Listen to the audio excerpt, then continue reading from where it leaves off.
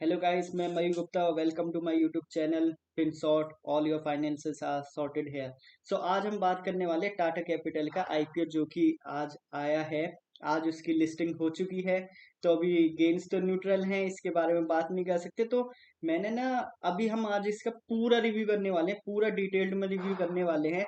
तो मैंने जो ज्यादातर से सुना है ना यहाँ पर कि भाई टाटा का आईपीओ है तो अच्छा ही होगा, टाटा का आईपीओ है तो अच्छा ही होगा, सब ब्रांड वैल्यू की तरफ जा रहे हैं। बट मैं आपको इसके डिटेल्ड इंसाइट देने वाला हूँ एक एक फाइनेंशियल्स के साथ, जो इसके प्री मार्केट फाइनेंशियल्स जो होते हैं, यानी कि जो आईपीओ के आने से पहले जो फाइनेंशियल्स होते हैं उसके बारे में देने वाला हूँ। और वीडियो के एंड तक मैं गारंटी देता हूँ, मैं आपको डायरेक्टली बाय और सेल रिकमेंड नहीं करने वाला, ना कि होल्ड रिकमेंड करने वाला, लेकिन मैं ये आपको गारंटी दे रहा हूँ वीडियो के एंड तक आप खुद ही बोलोगे कि हाँ भाई मुझे क्या करना है, आप खुद डिसाइड कर लोगे। मैं इतने सारे पैरामीटर्स बताने वाला हूँ, लेकिन बिल्कुल कंपैरिजन के साथ, जो इसके पीएस है श्रीराम फाइनेंस और बजाज फाइनेंस।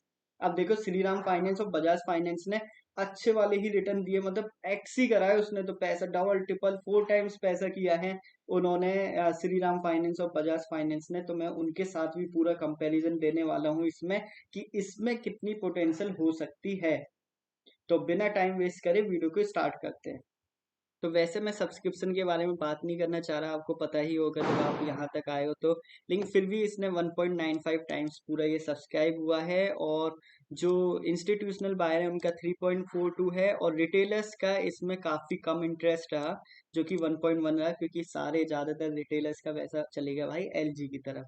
ठीक है। लेकिन अब इसका जो जीएमपी गेन था, और जो मतलब पहले आ रहा था, कभी 12% भी आ रहा था, फिर ड्रॉप होते होते होते होते अब 0% पर ही फाइनल आ गया। और यही हमने लिस्टिंग के टाइम पे देखा ही। 326 का कट ऑफ प्राइस था, 330 पे वो खुला। तो हम इसको न्यूट्रल एंट्री बोल सकते हैं। बट अब इसके आगे की चीज देखते हैं कि आगे क्या होने वाला है।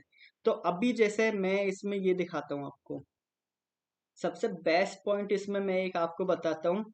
ये पढ़ो आप, the issue was offered eight A 56 discount. तो जो अनलिस्टेड मार्केट शेयर होता है, जो ग्रे मार्केट वाला होता है, उससे भाई 56% के प्रीमियम पर ये, मतलब सॉरी 56% के डिस्काउंट पर ये हमें यहाँ पर ऑफर हो रहा है 326 पर। यानी कि अगर जब उनके 6 महीने बाद उनका टाइम आएगा, तो अगर देखा जाए तो 56% का या तो ये गैप फिल अप होगा, तो फिर वो बाद में सेलिंग भी कर सकते हैं। अगर लेकिन जो ये गैप फिलअप नहीं होगा, तो इसके बीच का देखना होगा कि ये 6 महीने के अंदर कहाँ जाएगा। क्योंकि जो ग्रे मार्केट वाले जो शेयर्स होते हैं वो 6 महीने बाद ही वो लोग सेल कर सकते हैं, और जो इंस्टीट्यूशनल बायर्स होते हैं वो भी 6 महीने बाद ही आईपीओ के अपने शेयर सेल कर सकते हैं। हम रिटेलर्स ही आज के दिन ही लिस्टिंग टाइम पर ही सेल करने स्टार्ट कर सकते हैं। ये 56% वाला जो पॉइंट है ना, ये बहुत अच्छा पॉइंट है, जो कि आपको और बहुत कम आईपीओस में मिलता है, कि वो ग्रे मार्केट से कम डिस्काउंट पे मिल रहा है। अब इस शेयर की मार्केट में डिमांड देखो।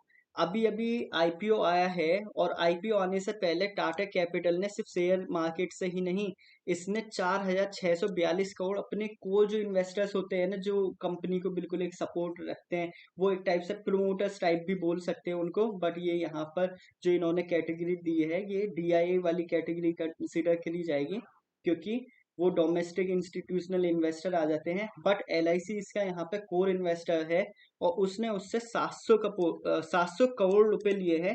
टाटा कैपिटल ने उससे 700 करोड़ रुपए का इन्वेस्टमेंट उठाया है। साथ ही में अगर देखा जाए, तो इसने मतलब इसके बड़े बड़े जो फंड हाउस होते हैं ना, ICICI Prudential, HDFC mutual fund, Aditya Birla Sun Life, इन बड़े बड़े हाउस जब किसी शेयर को बैक करते हैं ना, तो भाई शेयर वो रॉकेट होने के पूरे चांसेस हो जाते हैं। मैं नहीं बोल रहा कि भाई बाय करो, होल्ड करो, सेल करो, सेबी का छापा पड़ जाएगा मेरे ऊपर। लेकिन मैं ये कह रहा हूँ कि भाई जिसके पीछे ये बैक होती है ना, जैसे हम देखते हैं कि भाई किसने इस क्वार्टर में डीआईआई की इंक्रीज हुई है, किसकी एफआईआई की इंक्रीज हुई है, बाइंग जो हम फिल्टर वगैरह लगाते हैं ना स्क्रीनर में, यहाँ पे आपको साफ दिख रहा है कि भाई इनकी डिमांड है इस शेयर पर। ठीक है। और अगर देखा जाए तो भाई एफआईआई की चलो बात करते हैं, लोग बाग एफआईआई बेच रहे हैं, एफआईआई बेच रहे हैं, भाई Morgan Stanley, Goldman Sachs, Nomura, इन्होंने मतलब बाय बनाई है इसके अंदर, और 4,600 करोड़ के इन्होंने शेयर बाय करे हैं। 15,000 करोड़ का तो वो आईपीओ ला रहे हैं, 4,600 करोड़ इनका है, लेकिन ये इस आईपीओ का पार्ट नहीं है। अब चलो ये बात तो हमें पता है कि भाई ये टाटा सन्स का शेयर है ना, और ये टाटा सन्स का को शेयर है, को फाइनेंशियल शेयर है उनका। लेकिन एक बात इन्होंने मजेदार यहाँ पे ईटी के आर्टिकल में दी है कि भाई इसका जो टोटल एयूएम है ना, एसेट अंडर मैनेजमेंट, वो इतना ज्यादा है कि अगर श्रीराम फाइनेंस और उनका बजाज का कंपेयर करें तो उनके कंपेरेबल वाला है। तो अगर इसका एयूएम देखें तो भाई इसका 2.5 लाख 2 करोड़ का इनका एयूएम है, जो कि बहुत बड़ा एयूएम है। अब श्रीराम फाइनेंस और बजाज फाइनेंस की आपने रैली देखी है अच्छे से, ठीक है, उनकी काफी अच्छी रैली आई है।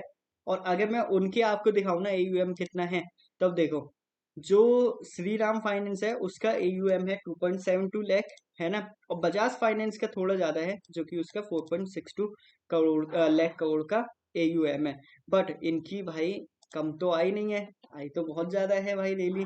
तो अब इसका भी थोड़ा इंडिकेशन है, क्योंकि इतने बड़े एयूएम के साथ मतलब कोई भी फाइनेंशियल आती है तो अगर इसका 1% भी लगाओ तो वो इनका जो net revenue profit after tax वगैरह हो जाती है, तो वही बहुत बड़ा हो जाता है।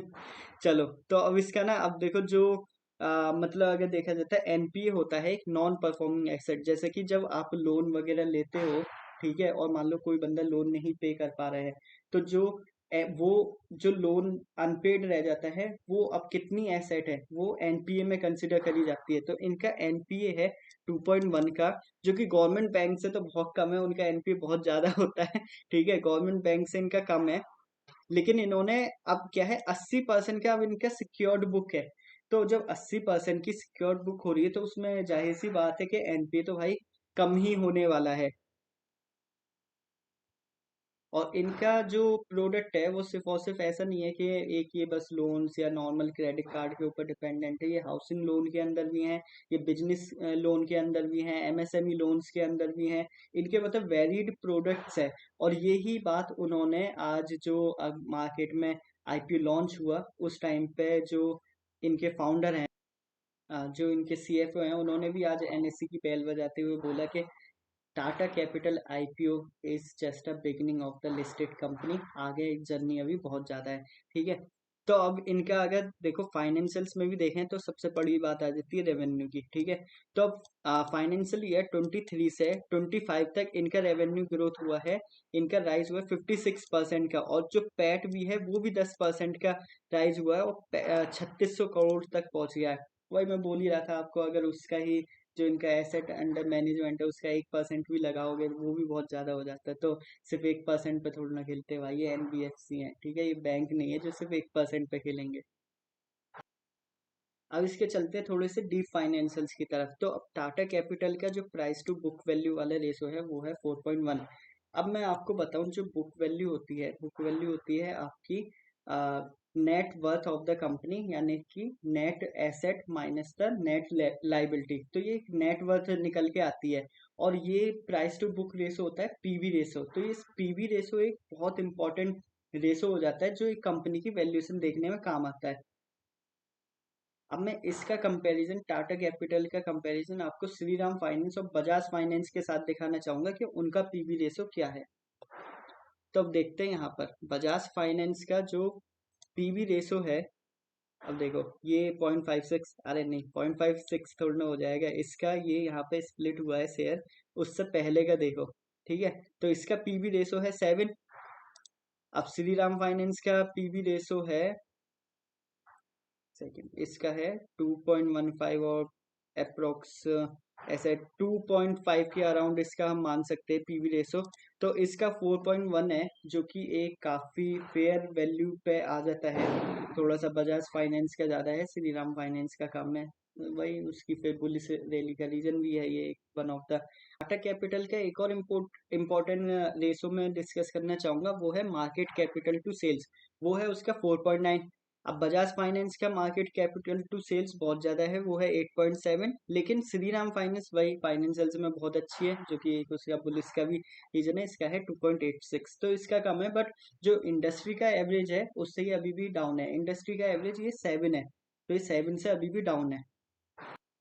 अब देखो जो एक्सपर्ट्स बोल रहे हैं, आईसीआईसी डायरेक्ट रिसर्च और आनंद राठी जी, ठीक है, तो इसका जो CAGR है, कंपाउंड एनुअल ग्रोथ रेट, वो भी इसका 37.3% का है, ठीक है। और इसकी जो पोस्ट मार्केट जो इसकी वैल्यूएशन होने वाली है, मीन्स आईपीओ के बाद की वैल्यूएशन, वो आनंद राठी जी ने इसकी 1,38,382 करोड़ दी है, जो कि श्रीराम फाइनेंस से थोड़ी ज़्यादा है बट बजाज फाइनेंस से कम है। लेकिन ये काफ़ी अच्छी मार्केट कैपिटल हो जाती है, जो कि एक सिक्योर्ड की तरफ इसको ले जाती है, और ये लार्ज कैप काफ़ी अच्छा हो जाता है। तो दोस्तों, ये थी मेरी सारी पूरी इसके बारे में डिटेलिंग टाटा कैपिटल आईपीओ की। अगर आपको पूरा मे बी, अब मैं कह सकता हूँ कि आपको डिसीजन मेकिंग में थोड़ा सा हेल्प मिल गई होगी। ठीक है, तो अगर वीडियो अच्छी लगी तो भाई सब्सक्राइब करके जरूर जाना, और चलो मिलते हैं फिर अगली वीडियो में। Stay tune to my channel, stay subscribe. Tata.